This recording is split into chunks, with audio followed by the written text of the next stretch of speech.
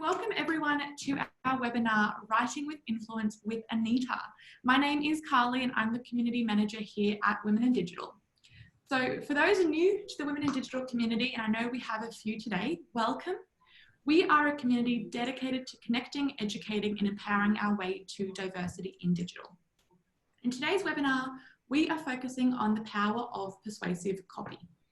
Communication is one of those skills that people often feel they don't need to work on, but being able to craft compelling copy is fundamental to getting the outcome you want.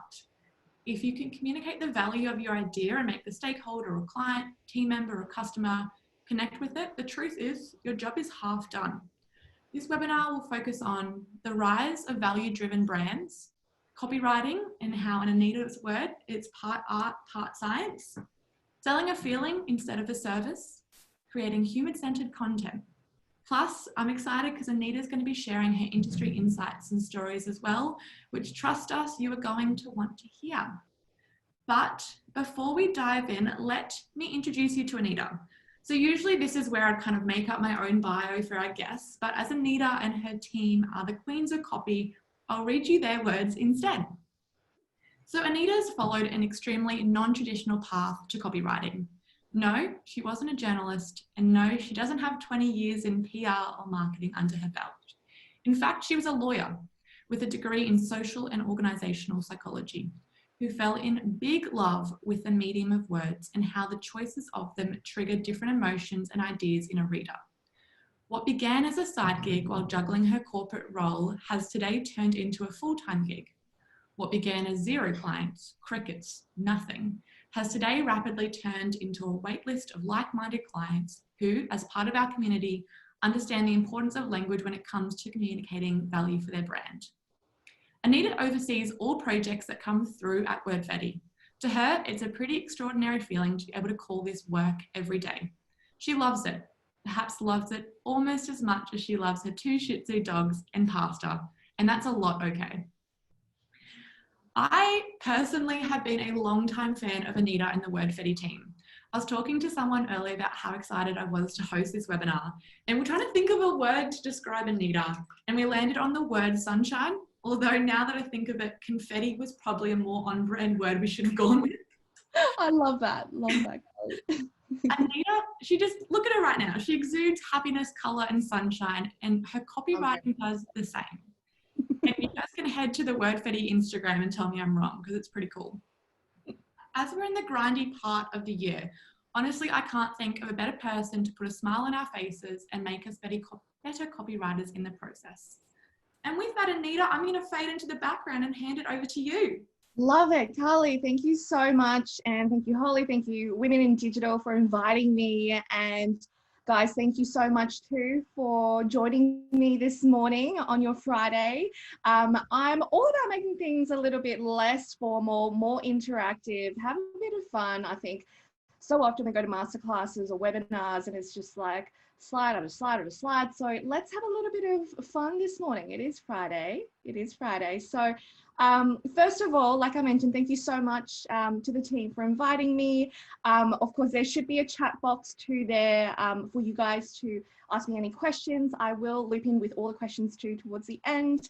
But I want to start off this masterclass by kind of throwing you guys a bit of a question, and I want to see you guys answer it in the chat box. So I want you to, for one moment, take a pause and think about the amount of words that we are surrounded by each day. Like, I want you guys to just think about it. Like, when do you actually write content? When do you actually use words? And I want you to throw it down in the chat box and let me know, like, what are some things, like there is no right or wrong answer, but what are some of the most common ways that you use words? Like, when does it actually appear?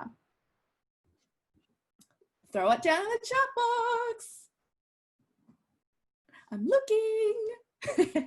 Well, I'll jump right in and actually share with you guys the most common ways. Like, you know, you've got ways to talk to your clients. You've got literally, yeah, as Jennifer mentioned, like stakeholder engagements, like proposal documents, minutes of a meeting, all the emails, yes, social media content, captions, even the website copyright, even probably the slide that I've got right in front of you right now, the page that you might have seen at this event on. We're surrounded by words every single day. We use words to communicate to our friends. We use words to communicate through text messaging, through phone, through sales calls. But the thing is, when it comes to writing for our brand, business, organization, we absolutely dread it, right? Like, when was there the last time you actually brought an annual report and you flicked every single page and you were like, this is the best thing ever. Like, this is the best. So good. We don't, right? Like, we absolutely dread it. And we see it as boring, but why does it have to be? Like, why does it have to be? So let me give you a quick intro, some fun facts mainly. I know Carly covered it really briefly. I am an INFJ. I don't know whether we've got any INFJs in the house. Let me know. I used to write things people do not read. Like Carly mentioned, as a lawyer, I speak 4 languages: English, Cantonese, Mandarin, and Indonesian. And I guess that is kind of when my fascination for language, words, linguistics was first born. Extremely uncoordinated. I cannot ride a bike. I cannot even ride a scooter. There was a time where the husband took me to, I think, like an ice skating rink, and I was holding to my dear life on the edge for a good hour. It was not enjoyable. Love my doggos. And yeah, like Carly mentioned, I also studied psychology and linguistics at uni. Took me 6.5 years to get 3 very XC pieces of paper. And Wordfetti is actually a side gig, actually started as a side gig, and is now my full-time biz. And my mother still has no idea what it is that I do. I mean, does any of them? I am the founder of Wordfetti. We are a human-centered word education. So words and education, brand strategy, copywriting house. And we have one big goal, and that is we help brands stand out through the power of psychology and words. I am also the host of Brandfetti, the podcast. This is a weekly podcast, free in your ears. So if you like listening to my voice and want to hear more of it, feel free to listen. I dive into stories of brands that stand content and words and copy, consumer psychology, copywriting, branding, marketing, all of that in your ears as well if you want in. And with Wordfetti over the last 3.5, 4 years, we've had the extraordinary honor and pleasure to work with some extraordinary brands, and I've just put a few of them here. We've helped local brands go global. We have helped even global brands, Kyochon, which is actually Korea's largest fried chicken brand. We've helped Australia's CEO Challenge, which is a great non-for-profit, actually based here in Brisbane, really communicate their story and get their brand strategy articulated. But you might be sitting there wondering, like, why words? Why words? The thing is, with words, I have the ability to transport you, potentially, if I wanted to the tropical paradise of Maldives, especially right now. I feel like we could all do that. We could all want to be in that picture right now with COVID. But I can do that with just a number of sentences. I can challenge a traditional way of thinking and make you feel something without even physically being in front of you. And with words, I am able to tell a story that connects and engages and sticks in your mind potentially, and might even leave you hanging on the edge of your seats. So for the next 30, 40 minutes or so, I am going to dive into some key elements, potentially bust some myths that you might think copy is. Like, I think a lot of the time people think copywriting is all about constructing good sounding sentences, which by all means, it needs to sound great. However, I'm going to dive into why copy is not just about stringing together some really nice sounding sentences, because at the end of the day, copy needs to drive action. That is the biggest element. So how do we do that? So I'll dive into that in a moment. But for us to get the most out of our time for the next 30, 40 minutes, I want you to close some tabs and give me your attention for the next 30, 40 minutes. Of course, there are certain elements that you might not be able to, but I feel like a lot of us would probably have 10 tabs open at the moment. Write down notes as well. I would highly encourage you to write down notes. There's actually science to prove that when we bring out the pen and the good old paper and we start jotting down notes, it slows our brains down. And that is the reason why morning pages is amazing, why journaling is amazing. We're able to actually comprehend what we're thinking in our minds better, because when we're typing, we're working on autopilot. And I am going to go through a number of methods and ideas and strategies today. However, it's not about doing all of it. If you can just take one thing out of our training today, just one thing that really resonates with you and action on it, that is what I ask. Like just one thing out of our training today, baby steps. Yeah, sounds good? So I'm going to dive right in. The first thing I want to share with you when it comes to writing copy of influence and persuasion in a way, I think one of the biggest pain points that I see people struggle when it comes to creating copy and content is they're like, oh, I don't know how to write copy or content. That doesn't sound salesy. And I hate sounding salesy. I don't want to do it. And the thing is, we've been conditioned to see the idea of selling to be icky.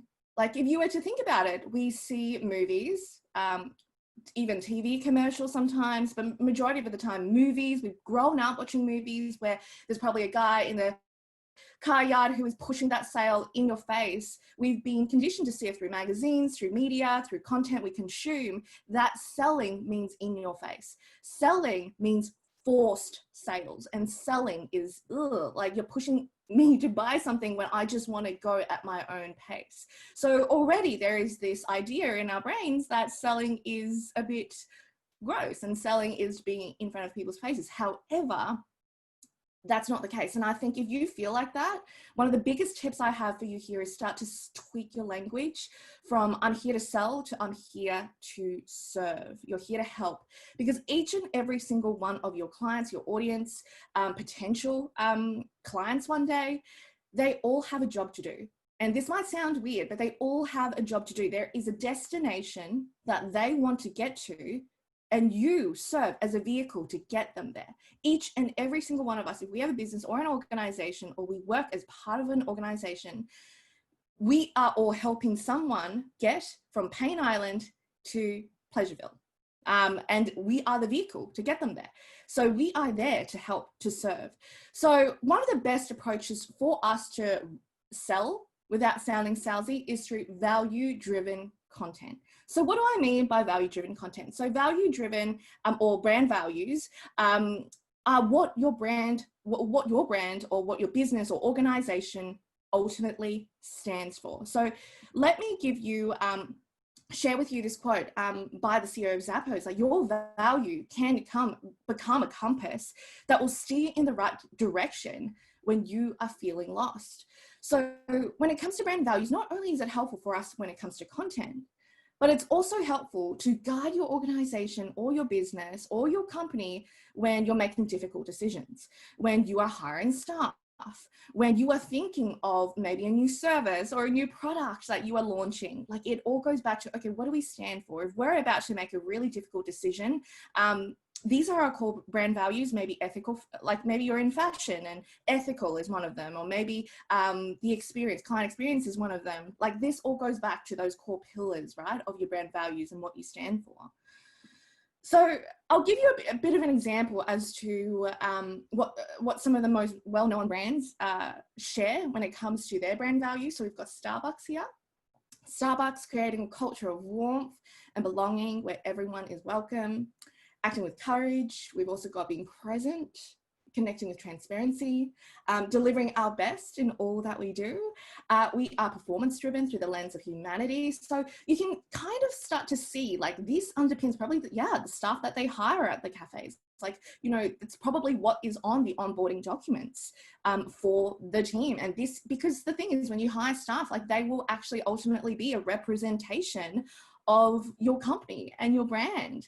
So then we've got Facebook, we've got Be Bold, it's about taking a risk. We've got Focus on Impact, solving the most important problems. We've got Move Fast, Be Open, and Build Social Values. Now, remember these, because what I want to do now is I want to show you a really quick video. It goes for 1 minute. It is a campaign that Facebook has done. And I want you to take note of these brand values and see whether or not you can feel glimpses of it in the video that I'm about to show you. So give me one moment and I'll put this up We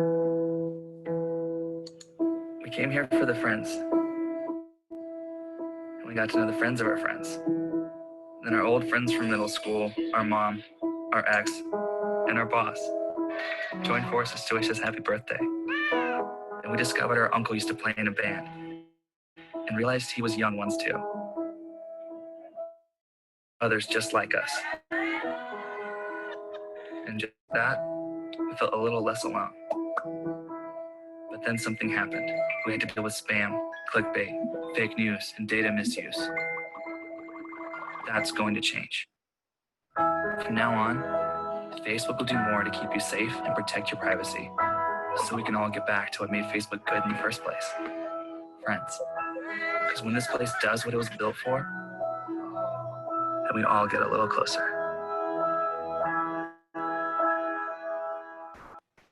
Right, let me just quickly close that. And all right, so did we feel like do we see any elements of this potentially? Any elements of this in the video that I would have just sent through to you guys? Did any of you guys feel like that, of course, this was actually released probably 2 or 3 years ago. This is when all the privacy elements happened for Facebook. So there were elements of moving fast, being really open, but going back to the roots of why they started Facebook and all of that. So you can start to see, that was just a bit of an example, but you can start to see how getting really clear on your brand values has the ability to really be a ripple effect into the types of content, the types of campaigns, the types of advertising, and all of that goes out into the externals, to your audience, especially to communicate when something goes wrong, for example, for Facebook. That was the video. Now, the second tip I've got for you here is to sell a transformation or a feeling, not so just a product or a service. So what I mean by this is, I think we see or hear or read a lot of marketers or podcasts that talk about, okay, you've got to go into not just the features, but the benefits. You've got to go into, this and that. But I'm actually saying that we've got to go one step further. We've got to really hone into what is that thing that we're actually selling. Yeah, I'll give you an example as to what I mean. So with this quote, I love this quote, and then I'll share with you guys the examples, but copy cannot create desire for a product. It can only take the hopes, dreams, fears, and desires that already exist in the hearts of millions of people and focus those already existing desires that are within all of us on a particular product or a service. This is the copywriter's task, not to create this mass desire, but to actually channel it and direct it. So in other words, what Eugene here is saying is there are different motivations within all of us. There is a reason why we buy into certain products, buy into certain services, why if even there are 10 people in front of you that do exactly what it is that you're looking for. Maybe you're looking for a doctor, maybe you're looking for a psychologist, maybe you're looking for a Pilates studio, but there will be a reason why a brand will draw you to them instead of that. Like there will be different motivations. That could be owing to ease. That could be owing to the location of the Pilates studio. That could be owing to a particular founder story. That could be particularly because of the belief that they have, the brand values that they have. So our goal when it comes to writing copy, it is to understand our audience so well that we're able to channel that, like we're ultimately selling that feeling, that transformation. We don't buy a product. We buy what it does for us. We don't buy a service. We buy the value of that service and the transformation that it's going to give us. So here's a bit of a truth bomb. A quality product or a personalized service is not your unique source or your unique selling point or proposition. Because with the exception of you operating a reject shop, I would really hope that the products that I am buying or the service that I'm about to engage you for is going to be personalized and it is going to, be of quality and is probably not going to hopefully fall apart the next day, right? These are expectations. Of course, like no doubt, like quality is important, personalization is important, but these are expectations. So how do we dive deeper? How do we dive deeper? So let me give you some examples as to, I guess, what I mean by we're not really just selling the product or the service. So if we were to look at a mattress, we're not really just selling a mattress. We're selling a good night's sleep. When it comes to a phone, we're not just selling communication or even like the device itself, like we're actually selling connection, or potentially ease, depending on the type of brand that you've got, right? Like these are just examples. They're not necessarily like the be all end all. Like for example, Apple, they hone into the ease. They hone into like, they were the first touchscreen phones. So jewelry, not necessarily the metal, what it's made out of, but the sentiment. So it's not even necessarily about, you know, I am not obviously a jeweler, but you know, the quality of the metal or what material that we've got. It may be the sentiment, like what does this mean for the person? When it comes to Monopoly, it's not just the board game, it's quality family time and connection time. And you'll notice like anything related to Monopoly, it's usually related to that. It's connection, it's family time. Polaroid camera, it's not just photos or a camera, it's nostalgia, right? And Jeep, it's not just a car, it's adventure. Now that's Jeeps, but of course, if you were to think of other car brands, they've all got different positionings. They've all got different feelings that they evoke. Like when you go into maybe a BMW or a Mercedes, that's going to be different. If you go into Lamborghini, that's going to be different. So it's not just a car, it's that feeling that we're really selling. So a brand that, of course, that I really admire and I really love what they're doing is Koala. So I don't know whether any of us in here have a Koala mattress. I have a Koala mattress. This is obviously not sponsored. But if we were to look at some of their collateral and some of their website material, you can start to see like in their prime real estate area on their website, interested in a good night's sleep. That is what their headliner is. They're using their prime real estate to really sell that transformation. We've got their Instagram bio here. Like, again, it's got nothing to do with a mattress. There's nothing to do with the quality of the springs or anything like that. They go in with communicating, we're reinventing how you sleep, sit and snuggle. And this is for the lovers of comfort and simplicity. And they've also used a liner there to really hone into conveying out obviously one of their core brand values, which is being partners with their B Corp and also 1% for the planet. So that is obviously a core brand value for them. Now, I want to take this one step further for you guys because I love my science. I love my science. So what Koala has done as well, whether or not it's intentionally or unintentionally, is they have completely created a new conditioned response. So what I mean by that is when it comes to learned responses, each and every single one of us have a learned response. And what I mean by learned response is you give us something, or maybe it's a word, maybe it's a picture of something. Depending on the experiences that you have and the different stories and the different associations that you have about that particular stimuli. So let's just say a picture of a dog. If you, for example, you know, like unfortunately may have had a sad, maybe you got attacked by a dog. Hopefully none of us have, but attacked by a dog like when you were little, or you've seen someone go through that, you might not necessarily have a good response to that stimuli. So that's what I mean by a learned response. This is just something that's in our brain. You give us stimuli, you give us a picture, you give us a word, you give us an idea, and we have an associated response to that. So the learned responses that we all have when it comes to buying a mattress is this, that, you know, getting a mattress is so much effort. You've got to go into the store. Like, how do I even take this to the room? My room is upstairs. You've got to have to hire someone to help me bring the mattress upstairs. Like, is it even comfy? Like, I need to feel like, you know, I need to know like how it's actually going to feel. So you can start to see that I've got little brackets over there, ease and fun. And quality and feel. These are also objections that the audience of Koala would have. So what Koala has done is they've flipped this. They've created a new conditioned response. And they've done this through a series of content and copy and their words. So through inspiration, authority, and talking to these pain points and objections, they've created a completely new response. And I'll share with you guys some examples but through social proof and you know, testimonials and the awards that they've won, they have been able to demonstrate the quality and the feel of buying that mattress. It doesn't have to be daunting. Like, they've got pictures of people with just a box which is what the Koala mattress comes in. to the door, and it's so easy and it's fun. Like, it doesn't have to be boring. So that means when people see a picture of that, they read copy about that and read testimonials about that, they're like, okay, so if they invested in this and got that, then maybe this is going to work for me too.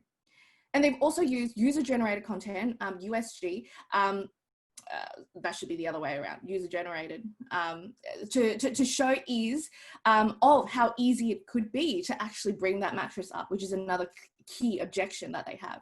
So let me give you a bit of an example of just some of the copy and content and advertising campaigns that they've got to really create this new learner response. So they've got unboxing your koala mattress. Who would have thought? Like, you can actually just do it so easily. We've got people having fun here. On the mattress, we've got social proof here, Australia's highest rated mattress. So even if you can't go to a physical store and feel the mattress, you're able to get reassurance that this is actually something, because that is one of the biggest key objections for koala, being able to actually sell a product that is so, like, people usually need to feel it. People need to actually know that it feels good. They've used social proof to combat those objections with the amount of testimonials that they have now been able to collate. There's a picture of someone just having fun, like, doesn't look, you know, like that was a big day, like this is just like, that was easy. Yeah. So another key example here is Airbnb. And I wanted to share with you guys, like, so with Airbnb, one of the biggest, during COVID, they don't just communicate and talk about the fact that we connect, you know, hosts with, you know, holiday goers. They don't say exactly what it is that they do. In fact, they actually use a prime real estate on their website to communicate this. We may be apart, but we'll get through this together. This is one of their key brand values. Again, it communicates togetherness, community and connectedness. So these are all elements that Airbnb stands for. It's got, like, they don't actually even use that space, and it's just the one liner there to actually communicate what it is that they do. So this brings me to the third point, which is copy is part art and part science. So with the next 3 slides, I want to share with you, and I decided to go into pricing, strategic pricing, because it's ironic because I'm definitely not a numbers person. I nearly failed maths, but I wanted to go through this with you because I feel like this would be relevant to some of the attendees, but also those who are rewatching this, because I feel like pricing is something that we, of course, there's elements to it related to profitability, but there's also science attached to how we price. So the first example I've got for you here is charm and round pricing. Please let me know if there's anyone in here that have heard of charmed or round pricing. Let me know. So in short, charm pricing are pricing that ends in like your 99 or your 97, you might have seen it, or 87. Whereas round are like 100, 200, 20,000, 30,000, 35,000. And the thing is, when it comes to charm pricing works best. And there's been science to back this as well. Works best when we actually, we want the brain to actually work harder to process. It actually takes us more brain juice to comprehend and understand this. So this works well when you are selling something that is a rational purchase. When I say rational purchase, these are things like batteries. Like, you go and need more batteries for your, you know, your mouse. Like, these are ones that you usually make with a lot of, you know, thinking potentially. Like you've got a whole row of potential batteries to get. Like, which one are you gonna probably choose? And this is what, like I mentioned, you use, particularly if you may not actually talk to someone about the purchase. So when you want your audience to really feel like they've justified, they really want to feel good, not just feel good, but actually feel like, wow, I've made the right decision there. This is a good option. So you might see a lot of online programs. Our signature online program, Wordfetti Your Words, that's charmed pricing, because although I deliver it through, I'd have a lead generator that goes into the webinar, I then also then direct them to a sales page. And the sales page itself, you're not going to necessarily be able to talk to that person and get an understanding of what it is that they do. It's just a sales page. So they really need, they're them by themselves, and they need to feel good about that decision that they're about to make. And then we've got round pricing, and round pricing is great when it comes to, for example, sales calls or meetings or consultations that you have with people, where this actually requires less thinking. So round pricing actually gets your brain to work a little bit less. And this works really well for emotional purchases. So for example, a house, that's a big one. And it's also easier to roll off the tip of your tongue when you're on the sales call, selling something. It's easier to say $100 as opposed to $99.97. It just rolls off quicker, and then this helps your audience make the decision faster as well. And yeah, like I mentioned, this works exceptionally well for those that are emotional purchases, those that they really want to have them being like, wow, this feels good, this feels right, this feels right. Let me give you another example. How one word can potentially change the conversion rates of a particular campaign. So this is actually based on a particular study where they tested back in DVD days, how one word can change the conversion rates by 20%. So what they did in this study was they had a free DVD trial program that, they got their audience and participants to sign up to. And what happened was then they also had the option to actually tell them, like, if you want to keep going, then it's going to be a $5 fee, or if you want to keep it, it's a $5 fee, or a small $5 fee. And what happened was they actually found just that one word of adding a small $5 fee actually made it easier for the conservative spenders to actually make their purchasing decision. That actually helped the conversion rate by 20%. Now, I've got one more for you when it comes to pricing. I actually really like this one, bottom dollar effect. So when it comes to writing copy, writing content, writing campaigns in general, the bottom dollar effect is this idea that there is more pain when it comes to purchasing something when we have like not as much funds.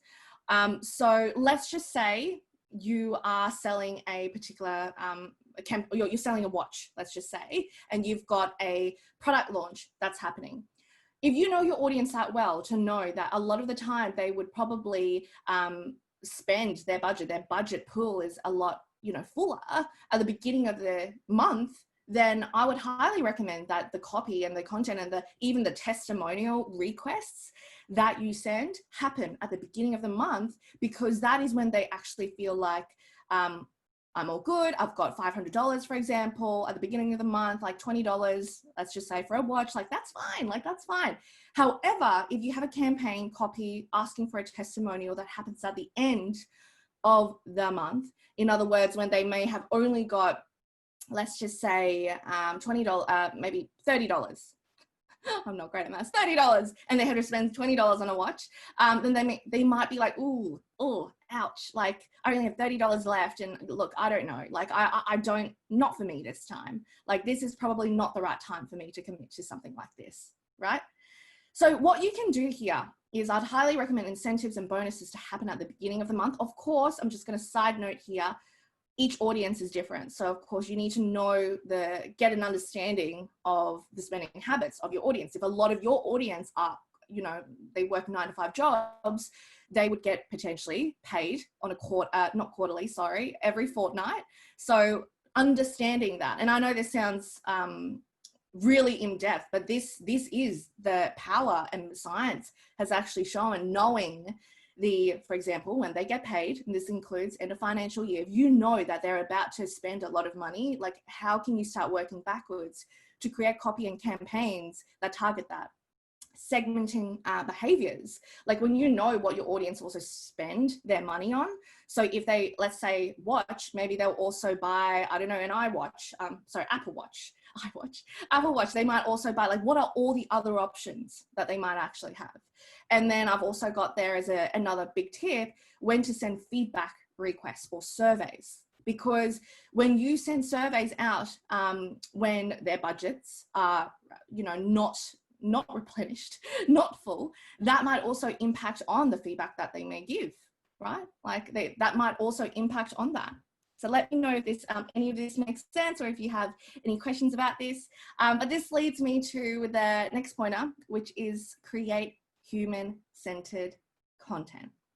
So truth bomb, again, we are human beings, not business beings. And I think this might sound really straightforward, very straightforward, but I think we've forgotten the fact that and of course this is also with the rise of social media and digital world, which is amazing, like don't get me wrong, and it has really helped us build connection. However, there's also so many studies to show nowadays that there is an increase in more mental health issues and all of that. And I don't know whether any of you guys have seen the new Netflix documentary Social Dilemma. Like, it's so easy for us all to actually just hide behind screens, to just double tap on Instagram and not actually, and that's it. Like, as an organization, we're just so used to just sending that email, or just, of course, there is a bit of a disclaimer there. Of course, there's COVID. There's certain situations where we can't actually get out there. However, what I mean here is just bringing it all back home, is to treat people as humans, not as business beings. So what is human-centered design? So human-centered design is something that I really hone into in everything that we do with our clients, with our students in our program, where we literally teach them how to think, write, and convert like a writer. And human-centered design is actually a creative problem-solving method. Let me know if any of you guys have heard of human-centered design, or even design thinking. So it is a process that starts with the people that you are creating the solution, you're designing for, or selling to, starting there. Instead of being like, okay, so let's put this in, put this in, put this in, put this in. This is totally amazing. Our clients are going to love it. And what usually happens is, in so many businesses and organizations, this happens where you create something that you think is awesome. However, you put it out there and you either don't get buy-in from C-suite, you either it doesn't work, it doesn't get momentum, you're not moving things off the shelf. That is one of the key reasons, because you're not actually, that's amazing, Roman Dawi, that's amazing. Yeah, it's fascinating, isn't it? But yeah, that is one of the key reasons, because you are not ultimately creating what it is that your clients want. You're not creating something that your audience wants. You think that's going to work, but at the end of the day, the people who are actually going to use it, that's actually not what they need. That's actually not what they want, right? So by adopting a human-centered design approach and design thinking, like it's, these are very similar approaches, we're able to really ensure that what we're creating here is actually what our audience, our clients, stakeholders actually want. I'm just going to quickly show you our 7-step pink flamingo. I call it pink flamingo because pink flamingos stand out, and we're all about helping brands stand out. But just very quickly, I want to show you guys the different steps that happen before we even execute on the copy.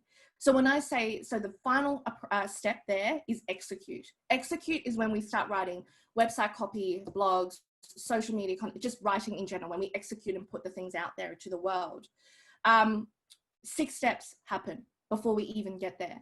And empathy sits at one of the very early stages. So this framework we've developed here at Wordfetti is honed into 3 key things, which I'll show you guys in a second too.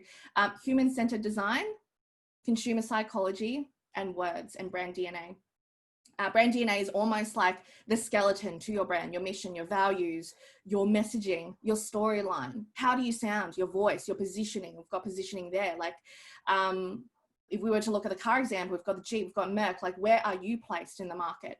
However, empathy sits right at the front, because we cannot actually know where to position the brand.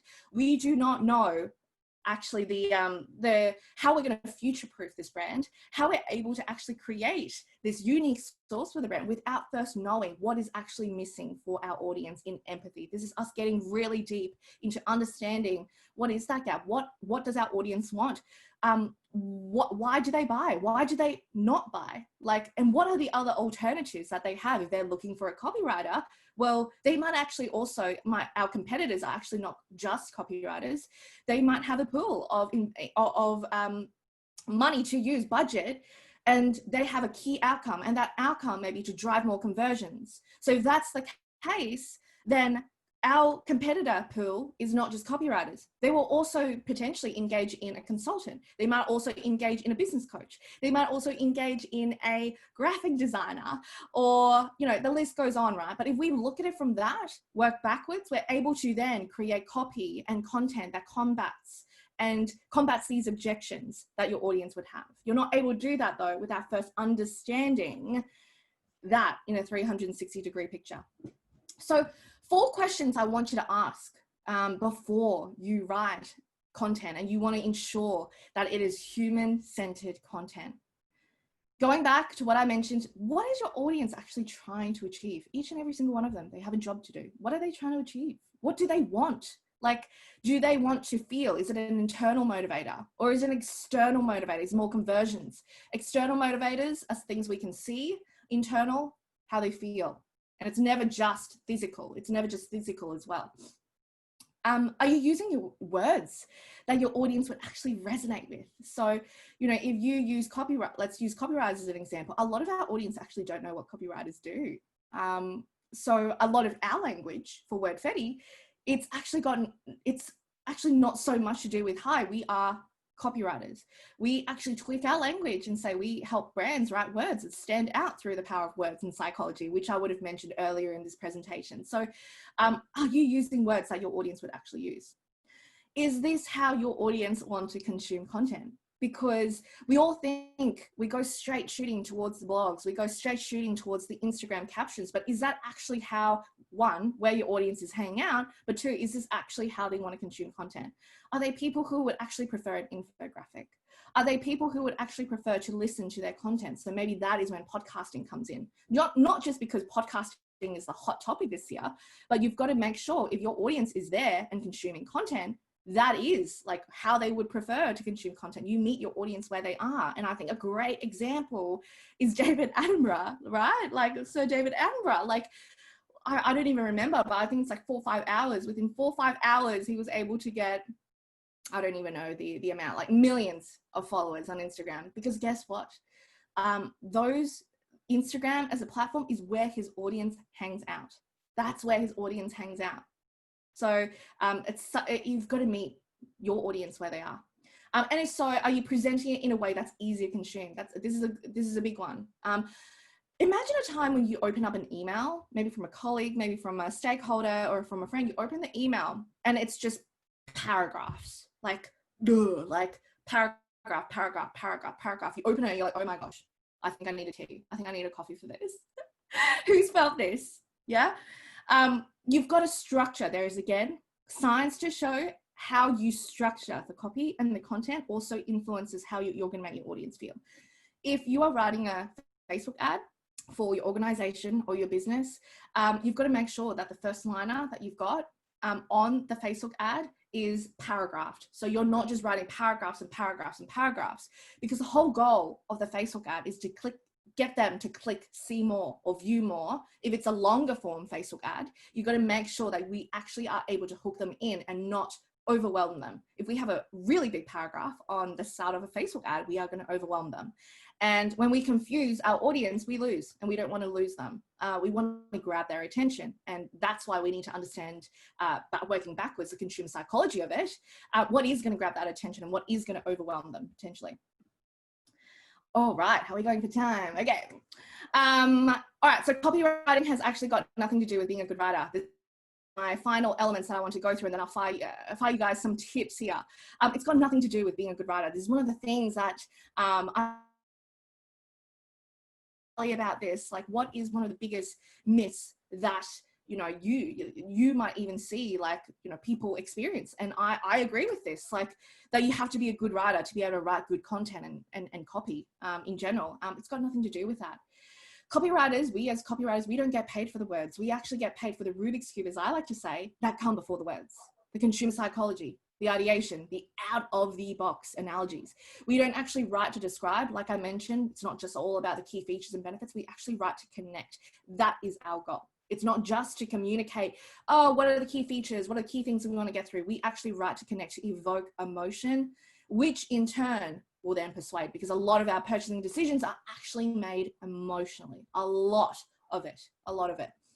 So 3 things that people usually think of when they hear copywriting is this. They think it is just communicating what you do clearly and succinctly with a sprinkle of SEO, like Salt Bay, to ensure the Google gods love you, right? Sometimes people are like, is it copywriting? Like the legal stuff, which gets confusing because of my background, and haikus and poetry. So this answer is totally sponsored by my mother. But this is my definition of what great copy, standout copy is for business or organizations.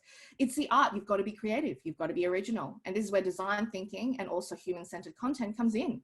This is where we actually are able to create something completely different.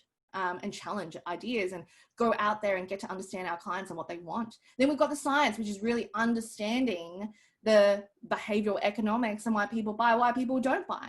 And then we infuse that with a brand DNA, which is a brand's unique source. What makes you different? Like, why does what you do and how you do it matter? Like, why is that different? And you need to be able to communicate that to your audience, because they will have other alternatives to choose from. So why you? Why should they choose you? Why does the method that you have matter? And I mentioned this briefly before too. These are the 3 amigos that underpin our framework, the 7 steps that I've got. These are the 3 key things. And I just want to quickly share with you guys this as well. I've just put this together very, very quickly, but I want to go through it with you as to what goes into a brand DNA. Brand DNA can also be talked about in terms of brand strategy, a brand Bible. There's a lot of different names to it. I call it a brand DNA. But when you don't know your brand internals, so this is internal facing, you don't have to have all of that under brand internals outwards. But if you don't have your brand internals, you are going to struggle when it comes to your brand externals. If you don't know, like, people know what to say, but they don't know how to say it. And that's because they haven't articulated their position. They don't know who they're talking to. So then they're just, particularly in a big organization, like, you just feel like there's a million people touching the brand and you don't even know what you sound like anymore. Like, there is no consistency.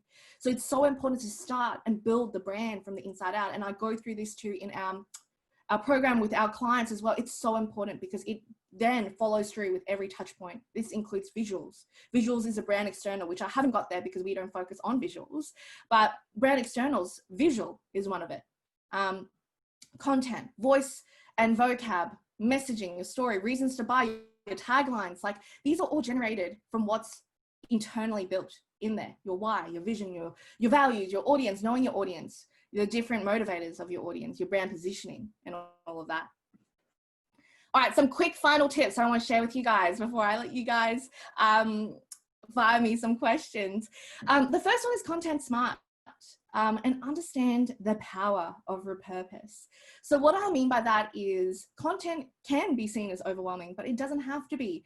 If you just focus on that one hero content channel, one hero, and I would highly suggest that you choose the one your organization or your business feels most comfortable in, and you know your audience hangs out in, focus on that. And then know how to repurpose that. If you know your audience hang out on LinkedIn, but the thing is, you also know that they also consume podcasts and they also go on Instagram, focus on LinkedIn, but then just figure out how you're going to be able to repurpose that. Maybe you then should reshare or create an infographic based on the LinkedIn post that you've got to communicate to your audience on maybe Instagram as an example, or to your stakeholders. So understand how you can really leverage the power of that one piece of content. Let me know if that makes sense. Stop looking at your competition. And I say this with the utmost love and respect, like definitely community over competition. But the thing is, this is not to say you are not friends with your competitors or anything like that, or don't support them. You can, but the thing is, don't do exactly what it is that they do. And I say this so often: when they zig, you zag. If a lot of people are launching ebooks doing the same thing, doesn't necessarily mean you've got to do it, because that may actually not meet what your audience actually wants. So it all goes back to that. Like, is that actually what your audience want? at all? Like, is that actually, would that help them? Would an ebook help them? The next one I've got here, write with the end in mind. Always ask, what is that feeling I want to convey? So if you're writing a blog and you're stuck as to what to do, don't start off with the topic. Don't start off with the topic or the subject headline, which I feel like a lot of people seem to do. Start off, what is that objective we have with this piece of content? Is it to convey a point of difference? Is it, we want to make them feel like that we get them? Like, what is that feeling and what is the reaction? What is the action? What do we want our audience to take away from what we're about to produce content-wise? Now, I'll just very quickly just mention, I did mention program in this slide, but this, or throughout the presentation, I mean Wordfetti or Words. This is our signature online program. I won't go into too deep about this, but I believe Carly will actually send you a bit of a link if you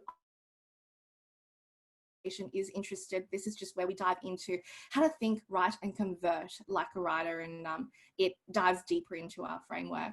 But other than that, thank you so much for having me. I think that was a good, yeah, I think I am on time. A little bit over, but thank you so much for having me. If you have any questions at all, put them in the box or add me on LinkedIn, Instagram, or listen to the podcast, and yeah, feel free to ask me any questions. More than happy to answer them. Awesome. Thank you so much, Anita. Such a good presentation. Silly me forgot to bring my notebook in today, but I've got notes on my phone and there's quite a few in there. And we're actually doing a Women in Digital strategy session on Monday. So I feel like a lot of those little, like the internal and external thing is going to really come in handy for that as well. I actually want to kick off the question time. It's more career related than about copy, but particularly in this community, we talk a lot about squiggly careers and non-linear trajectories. But I feel like your pivot is an extraordinary level kind of pivot. How did you decide to finally, I guess, pull the trigger and make the leap from working at Queensland Department of Justice and Attorney General in a very formal lawyer role to then Wordfetti, solo entrepreneur, that sort of thing? How did you make that leap? That's such a good question. I think, yeah, I'll be completely honest and vulnerable. Like, I started the business because, actually because of a personal reason. So I lost my dad quite suddenly. It was just completely unexpected. And that was a big watermelon to the head moment where I was like, life is so short. And I think I just literally asked myself, like, one, life is so short. Two, like, am I honestly really like happy? Can I see myself here for the next 5-10 years? Is this actually what I want to do for the rest of my life? And if I'm to go really dark thinking, like, I was like, okay, tomorrow is my last day. Like, would I be happy? And I wasn't able to confidently say yes. Like, I was like, I actually don't know. Like, so I started to explore just different things I really just enjoyed doing. Like, things that I really love doing, I would be willing to do like in my spare time. And this was writing. Writing, absolutely fascinated by it. I love understanding humans, talking to humans, getting to know their stories. So I used to be the person that would always get asked to, hey, can you write my cover letter? My partner, my husband now, like, you know, I would write his cover letters. He would get the interviews. I sucked at the interviews. I'm just awkward in interviews, but I would just be that person that would get asked to do cover letters. And I'm like, okay, so maybe writing is my thing. So I just started creating the website, the Instagram account for it, launched as a side hustle, just as purely something that I really enjoy doing. By the way, I launched it and it was crickets for 10 months. Like, no one talked to me for 10 months. Like, no one even realized that I was there because I didn't know anyone in the industry either. Yeah. But like, that was when the first lead came around 9-10 months through Instagram. And she actually said, like, I've been following you for the last, like, you know, 8-9 months, which, by the way, is a tip. Like, it takes time for your audience to build that trust with you. So you've got to be consistent with your content. But yeah, that was my first lead that came through 9-10 months in. And it was just purely through word of mouth. And within 12 months, I was able to quit my corporate job. So here I am today. Yeah. And I guess kind of following on from that, like, how did you talk to your partner and your parent, like your mum at the time, and be like, hey, I'm wanting to not be a lawyer anymore? How did the conversation I'm sorry about that. So I didn't tell my mum I left my corporate job for another 10 months. I actually quit, but I actually had to be very careful with what I would say to her, or even in any, she wasn't on Instagram, so it's okay. But yeah, I had to be really careful. I didn't tell my mum because I knew how worried she would be. So it's not that I want to lie to her. I just knew she would just be so worried and be like, why would you leave the government job? Like, you know, so stable.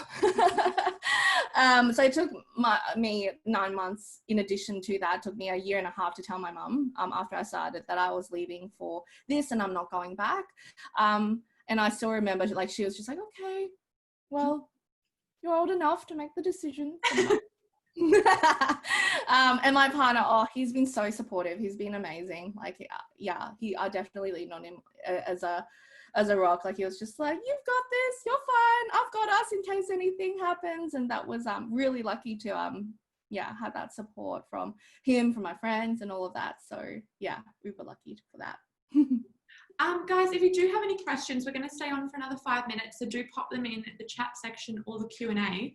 But Anita, probably a more copy-based question, but how do you get in the zone? Like, I find some days that, like, the words come and I'm like, yeah, just typing it out. And other days it's just like pulling teeth. Like, do you have kind of any advice around getting in the zone?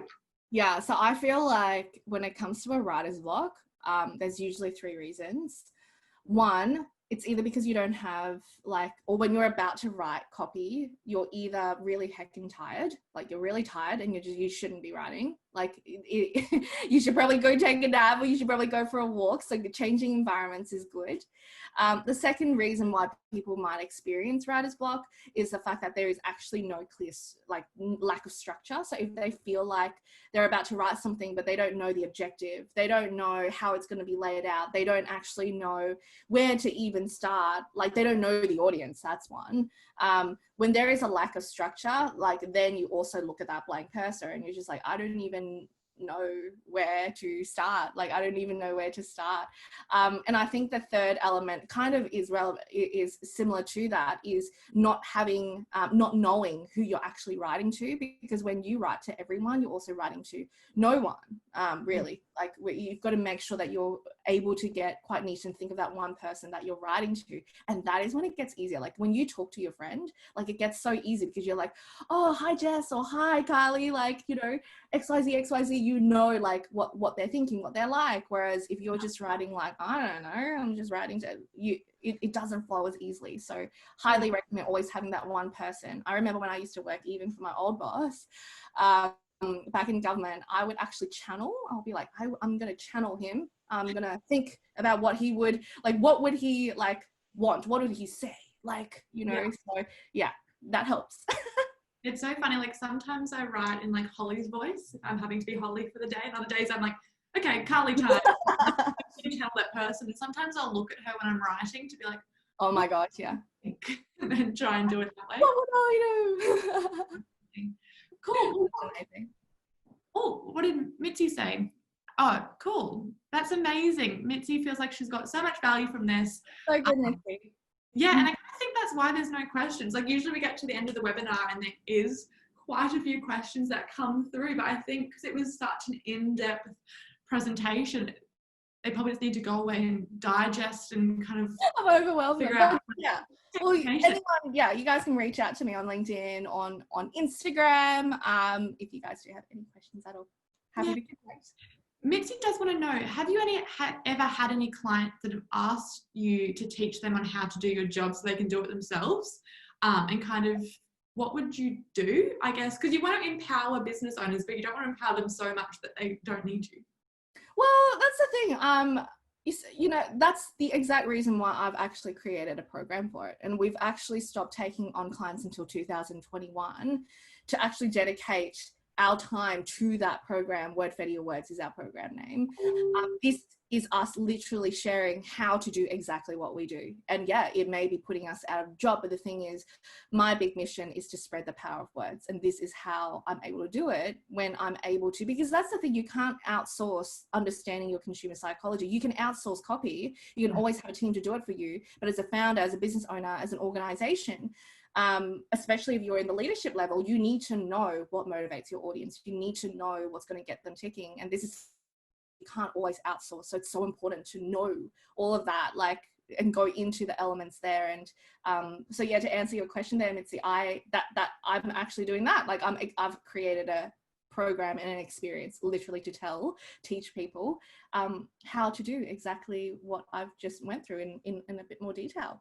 Yeah, that's awesome. And I guess from that, like, I think kind of what I took from that is you knew your customers and clients really well, and this is something that would add value to them. So don't be scared to add value, even if it puts you out of a job, because it just creates a different kind of pathway for you to go down, and lean into it, I guess. Like, you could easily try and hide that information from them, or you're like, cool, I'll put together a program and monetize that, and then I can help people at scale as well. Yeah. Oh, Roman Dawi, I'm sorry for overwhelming you. I just wanted to give you guys a bit about lots of value. I hope you guys enjoyed it. The great thing is it's recorded. So I know what I'll be doing on Monday is going through and pausing at different points to be like, all right, what's that slide? What was Anita saying? Yeah. Sending out that that recorded link probably in the next 2 hours. So keep an eye on your inbox for that, guys. Yay. Well, thanks guys. Thanks so much for having me. Thank you so much for coming on board. It has been so much fun and such a great way to kind of end the week before a long weekend. That is it from me. Thank you again, Anita. It has been so great having you on. So much fun, guys. All right. See you later.